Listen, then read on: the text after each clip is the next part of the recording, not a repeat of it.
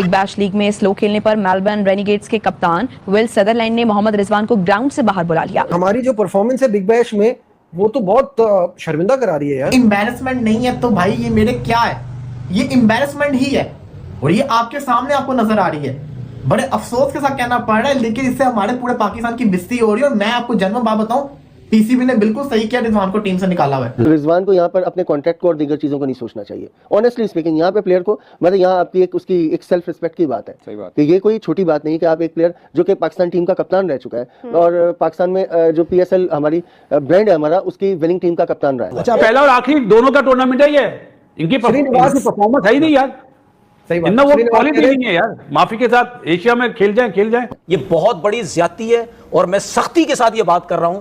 मेरे हिसाब से इससे ज्यादा शर्म की बात कोई नहीं हो सकती। इतनी बड़ी लीग जिसके बारे में हम ये बात करते हैं कि वाकई एक मतलब जबरदस्त लीग है, एक रिस्पेक्ट है इस लीग में, रिजवान के साथ जो आज हुआ है वो टोटल रॉन्ग। बहुत ज्यादा डॉट बॉल भी प्लेयर्स को तो खुद समझ में आ जाना चाहिए कि मुझे तेज खेलना है, तो प्लेयर की जिम्मेदारी भी तो है इसमें। आपको पता है ना कि रिजवान का खेलने का एक अपना अंदाज है, लेकिन उसी अंदाज के साथ वो आपको जीत के भी देता रहा है।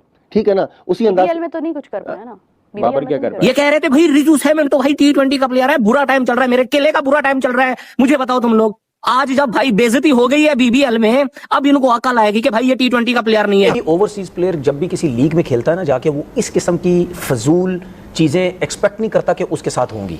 वो आम प्लेयर नहीं है, वो पाकिस्तान का प्रीमियम बैटर है, वो पाकिस्तान का कप्तान रह चुका है। ऐसा हमने कभी जिंदगी में आज तक नहीं देखा। कोई एक दूसरे मुल्क से आया मेहमान एक ऐसा क्रिकेटर है जो कि अपने मुल्क का बहुत बड़ा सुपरस्टार हो, जिसको लिपस्टिक किंग कहा जाता हो, जिसको दुनिया का सबसे बड़ा विकेट कीपर कहा जाता हो, जिसको लोग मरते हो जिसका नाम लेने के लिए, लोग उसके घर के बाहर जो है ना लाइन लगा के खड़े रहते हैं हाथों में कुछ लेके, लेकिन लगे तो रहते हैं। लाइन लगाने की बात हुई थी, ये बात नहीं हुई थी कि भाई वो लाइन लगा के किस लिए लाइन लगा के खड़े हैं। तो मोहम्मद रिजवान साहब जो है वो उनके साथ बहुत बड़ा स्कैम हो गया। मेहरबानी के वो बाबर को बाहर नहीं बुलाते तो हमें और शर्मिंदगी हो जाती कि अगर बाबर को किसी मैच में बुला लेते बाहर, क्योंकि इतने बड़े बड़े नाम है दुनिया के ये, और ये उनके हिसाब से तो नहीं चल रहे ना। उनके लिए तो ये 42 बॉल 50 हार के बराबर है, उनको चाहिए ही नहीं ऐसा। ग्राउंड था शायद, वहां ये मुकाबला हो रहा था। आपकी राय में कैसा ये वाकया है? मेरे ख्याल में ये बहुत ज्यादती हुई है उसके साथ, मेरे हिसाब से। कप्तान के साथ या रिजवान के साथ? कप्तान के साथ क्या उसने तो हो सकता है उसने क्या किया भाई उसने तो सोचा ना अपनी टीम के लिए, सोचा। गलत सोचा ना टीम के लिए, क्या सोचा? टीम के लिए सोचा, रिजवान के लिए क्या सोचा? जब वो उसने रिजवान को बुलाया तो सिर्फ 1 ओवर तो बाकी था, 2 ओवर बाकी था, 1 ओवर बाकी था, 18 को एक या कुछ बॉल 17.5 पे बुलाया था, 2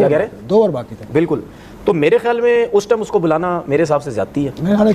ठीक है, दूसरी बात आप ये देखें, आप एक ओवरसीज को बुला रहे हैं जिसकी पाकिस्तान से बड़ी परफॉर्मेंसेज हैं, ठीक है, और कोई भी ओवरसीज प्लेयर जब भी किसी लीग में खेलता है ना, जाके वो इस किस्म की फजूल चीज़ें एक्सपेक्ट नहीं करता कि उसके साथ होंगी। ठीक है, आपको थोड़ा सा सोचना चाहिए। और मैंने वो आज का मैच देखा, आपका कप्तान जो रिजवान साहब का कप्तान उसको इस तरह बुला रहा है जैसे पता नहीं है कि वो लोकल प्लेयर था। वो लोकल प्लेयर नहीं है भाई, वो ओवरसीज प्लेयर है, आपने उसको लिया। अगर आप फॉर्म की बात करते हैं, फॉर्म आना जाना चीज़ है भाई। फॉर्म अगर नहीं है तो आपका अगर ये एटीट्यूड है वो बहुत गलत है। एक मिसाल इसी टूर्नामेंट में मैं एक मिसाल दे देता हूँ। डेविड वार्नर ने मैच हरवाया अपनी टीम को, 65 बॉलों पे कोई 55-57 बॉलों पे वो 60-65 रन किए उसने। आखिरी ओवर में 13 रन चाहिए थे, वो 3-4 बॉलें बीट कर गया, मैच हरवा दिया। और वो कमेंट्री में बैठ के लड़कों के खिलाफ किस तरह बातें कर रहा होता है, और मैं सुन भी रहा हूँ आजकल। ठीक है ना, आपने क्या किया बिग बैश में, अपनी टीम को मैच हरवा दिया, और आप टेस्ट मैचेस के अंदर बैठ के और लीग के मैचेस में बैठ के आप प्लेयरों के लिए क्या कैसे कैसे बातें करते हैं वो हम सबको नजर आता है। वो तो कप्तान था, तुमसे तो शॉटें नहीं लग रही, तो कोच का काम नहीं था, कप्तान का काम नहीं था कि भाई चले जी रूल है इस टीम का, चलो तुम बाहर आओ। क्यों वहां पे उसकी ईगो हो जाती, मैं ऑस्ट्रेलिया का बड़ा प्लेयर हूं जी, मैं कप्तान हूं, मैं बाहर नहीं जा रहा। ये बहुत बड़ी ज्यादती है और मैं सख्ती के साथ ये बात कर रहा हूं। मेरे हिसाब से इससे ज्यादा शर्म की बात कोई नहीं हो सकती। इतनी बड़ी लीग जिसके बारे में हम ये बात करते हैं कि वाकई एक मतलब जबरदस्त लीग है, एक रिस्पेक्ट है इस लीग में, रिजवान के साथ जो आज हुआ है वो टोटल रॉन्ग हुआ। अच्छा, बहुत गलत हुआ। क्या कहना, वो स्टैंड ले लेते हैं रिजवान, आपको पता है किस चीज का मामला हो स्टैंड लेते हैं, वो सरोगेट मार्केटिंग। सुन ले मेरी बात, यहाँ उनकी इज्जत पे बकौल आपके, उनकी बेइज्जती हुई है बकौल आपके, तो उनको क्या करना चाहिए रिजवान को यहाँ? मगर रिजवान जो एक बार T20 रैंकिंग में, ICC की T20 रैंकिंग में नंबर 1 बल्लेबाज रहे हों, ये इस जगह पर जो पहुंचे हैं, ऑफ कोर्स काफ़ी अफसोसनाक होगा और इस चीज़ का एहसास उनको भी हुआ होगा कि बिग बैश उनके लिए अच्छा नहीं गया। अगरचे CPL वो खेले हैं, बहुत बेहतर उनका रहा था, और मेरा ये ख्याल था कि बिग बैश में अच्छी 2-3 इनिंग्स खेल के मोहम्मद रिजवान सिलेक्टर्स के दरवाज़ा नॉक करेंगे कि भाई साहब हम फिर आ गए हैं। मगर रिजवान और बाबर आजम दोनों की कारकर्दगी कुछ खास बेहतर नहीं रही है। मिसाल के तौर पर मोहम्मद रिजवान और बाबर आजम का देखा जाए, दोनों के 8-8 मैचेस हो चुके हैं। रिजवान के 8 मैचेस में 167 रन हैं, 20 की एवरेज है, 101 का स्ट्राइक रेट है। बाबर आजम के 8 मैचेस में 154 के रन हैं टोटल, और एवरेज 25 की, स्ट्राइक रेट 104 का। सेम है, बस बाबर आजम एक मैच में नॉट आउट गए थे, तो उनकी एवरेज थोड़ी बेहतर आ गई। अदरवाइज दोनों के सेम रन हैं, सेम स्ट्राइक रेट है, एवरीथिंग इज सेम। सो लोग यहाँ पे भी ये भी बात कर रहे हैं कि बिग बैश के अंदर अब दोबारा कभी शायद पाकिस्तानी बल्लेबाजों को तो वो नहीं लेंगे, क्योंकि बॉलिंग आप कह सकते हैं हारिस रऊफ जो थे आज नंबर 2 के ऊपर खड़े हैं, नहीं विकेट्स पॉइंट ऑफ व्यू से। कल उनका फिर मैच अगर 2-4 विकेट्स ले लेते हैं फिर नंबर 1 के ऊपर आ जाएंगे, बट वो नंबर 1 नंबर 2 के ऊपर हैं, एक मैन ऑफ द मैच भी हुए। शाहीन शाह अफरीदी बिग बैश खेले थे, उनकी कारकर्दगी भी बहुत ज़्यादा बेहतर नहीं थी। हसन अली खेल रहे हैं, वो भी कुछ शानदार कारकर्दगी नहीं दिखा रहे।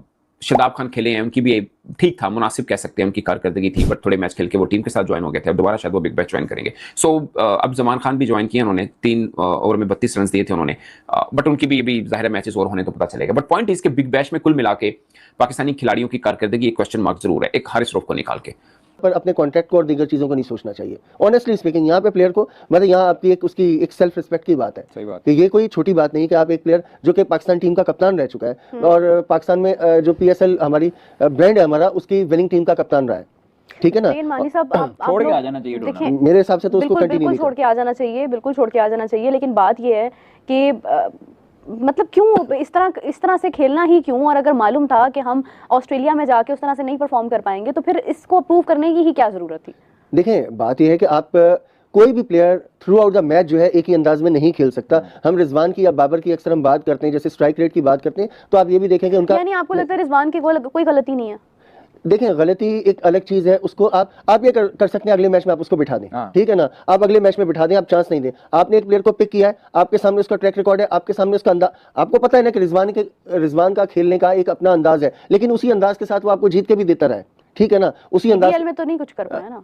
बाबर क्या कर पाया? बीबीएल में तो बाबर ने भी वो बाबर की फ्रेंचाइज उसके साथ कैसे डील करी है वो डिफरेंट चीज है। इसका तरीका देखिए मैं आपको बताती हूँ, कराची किंग्स का अगर हम एग्जांपल ले लें, कराची किंग्स के बारे में मैंने मुतअद्दिद बार सुना है कि उनका रवैया प्लेयर्स के साथ बड़ा डिफरेंट होता है एज कम्पेयर टू दैट अगर आप इस्लामाबाद यूनाइटेड, लाहौर कलंदर्स को देखते हैं, डिफरेंट होता है। अभी फ्रेंचाइज की मर्जी है कि प्लेयर्स के साथ क्या सलूक कर रही है। ऐसा नहीं होता, आप फ्रेंचाइज की मर्जी नहीं होती। अब ये ना हो कि आप कराची किंग्स खेल रहा हो, डेविड वार्नर उससे परफॉर्मेंस ना हो रही हो तो उसको आप चलते मैच में आप उसको कहीं बाहर आ जाओ, ये एक इंसल्टिंग होती है। वो बल्ले भी तोड़ेगा और वो उसके बाद एक्सपोज भी करेगा पूरी फ्रेंचाइज को, और वो छोड़ के भी चला जाएगा। आई विश कि वो ऐसा ही करे। ठीक है, नहीं ये ऐसा, मैं ये एग्जांपल दे रहा हूं, लेकिन मैं चाहती हूं कि वो छोड़ के आ जाए। जानते हैं रिजवान अहमद की BBL में बहुत ही बुरी तरीके से बेइज्जती की गई है और रिजवान अहमद को लेकर के पाकिस्तानी मीडिया में काफी ज्यादा बातें हो रही है और पाकिस्तानियों का कहना है कि रिजवान अहमद को BBL छोड़ करके वापस पाकिस्तान आ जाना चाहिए और वहां के जो कॉन्ट्रैक्ट है उन्हें कैंसिल कर देना चाहिए। लेकिन दोस्तों एक बात नहीं समझ में आती है, ना पाकिस्तान के प्लेयर्स IPL खेलते हैं और IPL के बाद जो BBL आती है वो टॉप की लीग मानी जाती है, ना BBL अगर BBL से भी रिजाइन दे देंगे, BBL खेलना बंद कर देंगे तो फिर पाकिस्तानी प्लेयर आखिरकार जाएंगे कहाँ के? क्योंकि पाकिस्तान की जो टीम है वो तो बहुत ही ज़्यादा लाजवाब है, आप लोग भी जानते हैं। बाकी ये जो पाकिस्तानियों की मांग है रिजवान से, ये तो देखना होगा कि क्या रिजवान छोड़ने वाला है। हमें तो नहीं लगता है कि रिजवान, एक दो और इंसल्ट भी हो जाएंगी तब भी रिजवान BBL नहीं छोड़ने वाला है। और रिजवान अच्छे से जानता है अगर मैंने छोड़ दिया तो मेरा धंधा पानी बंद हो जाएगा अगली बार से। बाकी आप लोगों को क्या लगता है? दुनिया कहती थी कि रिजवान T20 का प्लेयर नहीं है, लेकिन पाकिस्तान कहता था T20 का प्लेयर है। बाकी आप लोग भी अपनी राय कमेंट्स में जरूर दें। जय हिंद।